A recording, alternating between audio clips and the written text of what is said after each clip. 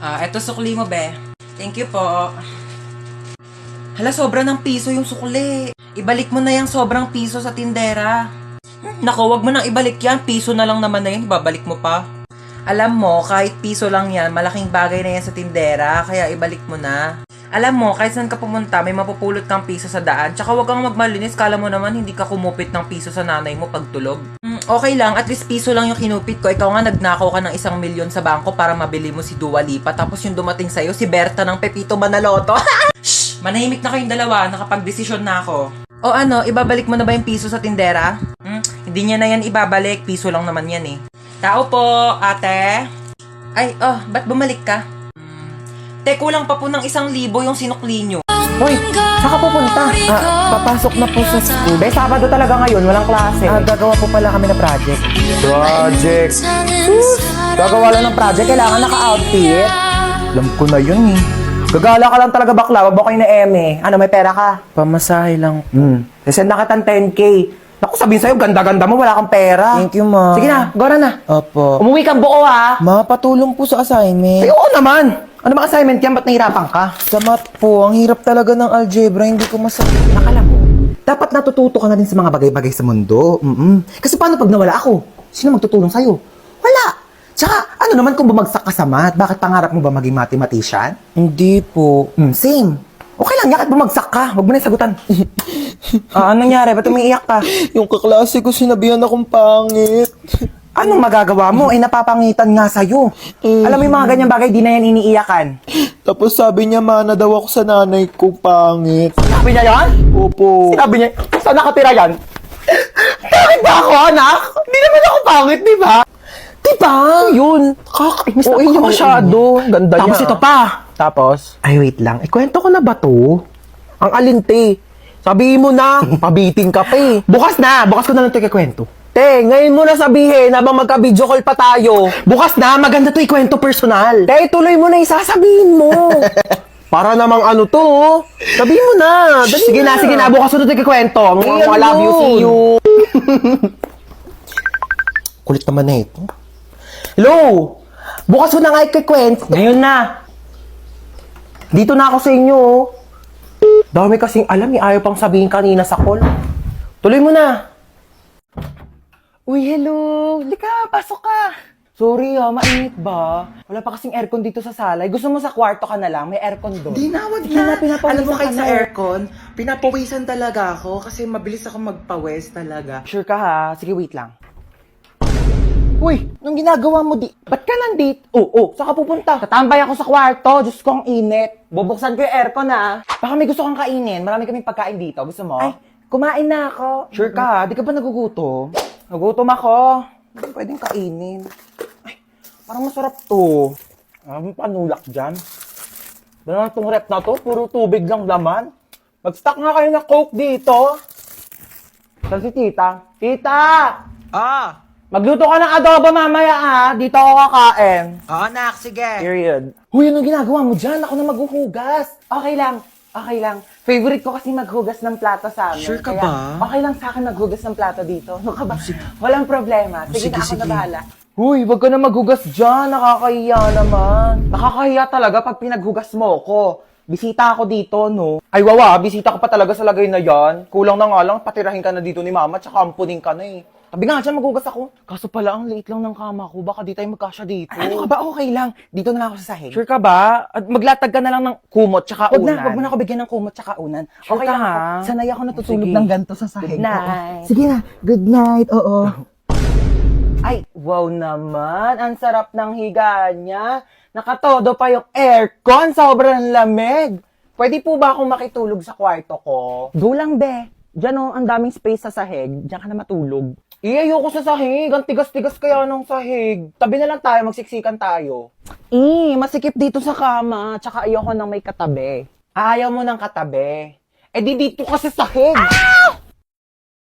Mama, ano? Tcharan! Aso! Paano yung mga taihi niya? Sino maglilinis? Ako pa? Brief mo nga, di mo malabhan. Grabe siya, oh.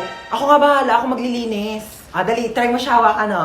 Ayoko! Arte, oh. Sige na, magbibis muna ako, Una, kaya. Okay na, tapos na ako magbihis. Una, kaya. Ano ginagawa mo sa aso? Bakit? Bawal ba? Sa Sabi mo ayaw mo. Kumuha ka ng pera dito sa wallet ko. Bumili ka ng lechon manok, ha? Sige po. Ananingo ko. Nakabili na ako ng lechon manok. Sige, lagay mo dun sa lamesa. Sige. Yes, kakain na ako. Hoy, ano, kakain ka na? Kakain ako lechon manok. Ulam yan ng aso, hindi yan sa'yo. Ha? Meron dyan tuyo, merong dilis, yan yung ulamin mo. Bakit mas masarap yung ulam ng aso? Bakit marunong ba yung maglinis ng bahay? Marunong ba yung maghugas ng plato? Marunong ba yung maglaban ng damit? Eh, malamang hindi. Aso lang to eh. Siyempre marunong to tumahol. Bakit? Marunong din naman ako tumahol, ha? Ano? O sige, hati na kinaaso sa lechon manok. Oo. Ay, ngayon na pala i-announce si mananalo sa pinapanood ko kahapon. So ngayon na i-announce na nga natin kung sino nga ba talaga ang nanalo sa paligsahan na ito dahil napakarami talaga nag-aabang at napakaraming sumusuporta. At ngayon ay sasabihin na natin kung sino ang nanalo. Sino? Ay si... Sino?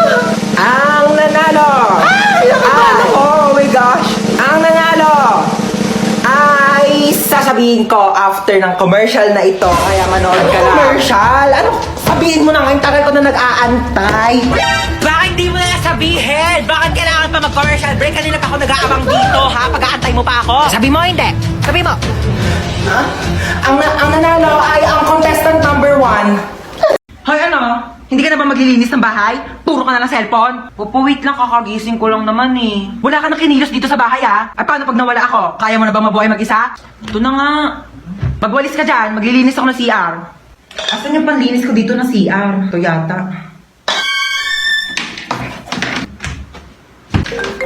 Nak, may tumatawag yata sa cellphone ko. Sagutin mo nga. Ikaw na sumagot niyan. Sige na nga.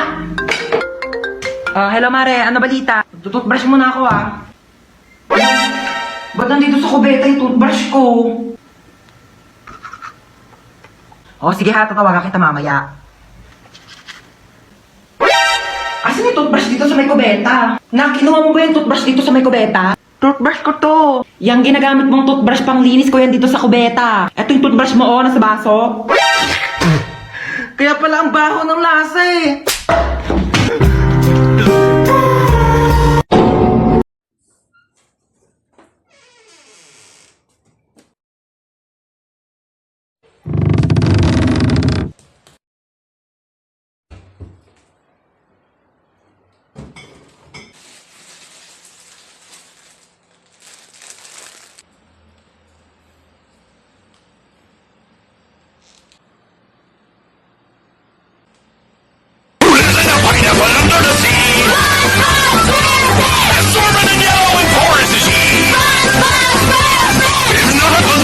Something you wish.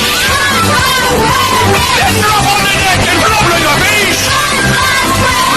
SpongeBob SquarePants. SpongeBob SquarePants. SpongeBob SquarePants.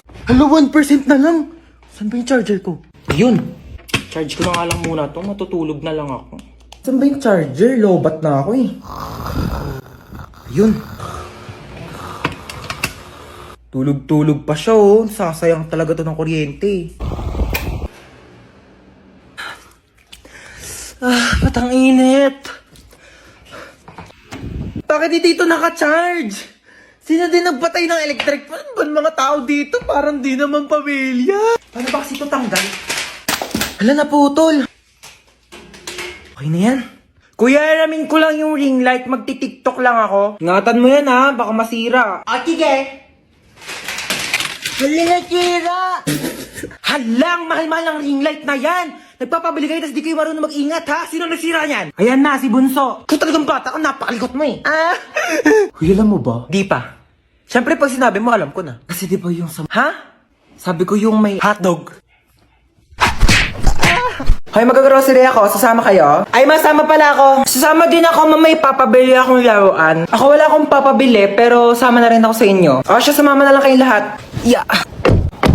Okay na, alis na tayo Ay, nasan pala si Yaya? Ay, wala si Yaya, day off. Namiss ko si Yaya. Nandito na tayo. Ito, Joy. Tapos, ito. Mama, ito papabili ko. Di mo naman to kailangan eh. Sige, bilhin natin. Ito. Ma, ito papabili ko. Magkano to? 700. 700? Gagamitin ko sa school yan, ma. Sigurado mong kailangan mo to Ay, CR muna ako saglit Ito na po, ma'am. Thank you. Tara, uwi na tayo. Yeah. Yay! May laruan na ako! Wala na ba tayo nakalimutan? Parang wala naman ng kulang. Uwi na tayo. Sige, uwi na tayo. Ay, teka. Parang may nakalimutan tayo. Ay, oo nga. Nakalimutan kong bumili ng itlog. Oo nga, ma. Tsaka nakalimutan ko pala magpabili ng ballpen. Nakalimutan ko din magpabili ng truck. Kaya pala parang may kulang. Sige, bukas na lang. Uwi na tayo. Mama? Ay, manonood ako ng horror movie. Ang kwentong ito ay tungkol sa isang babaeng nakakatakot na kumakatok sa pinto tuwing 3:00 ng madaling araw. Sus, bakit kasi pinapaniwalaan yung mga gantong bagay? Hindi naman totoo to. Based on a true story? Paano magiging true story to? Hindi naman totoo yung mga gantong bagay. Teka lang, anong oras na ba? 3:00 na pala ng madaling araw.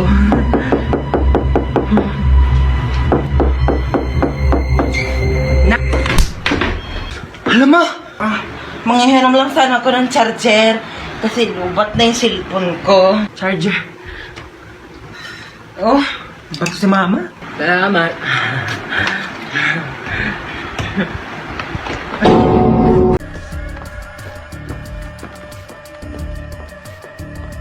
Aray ko, Tea.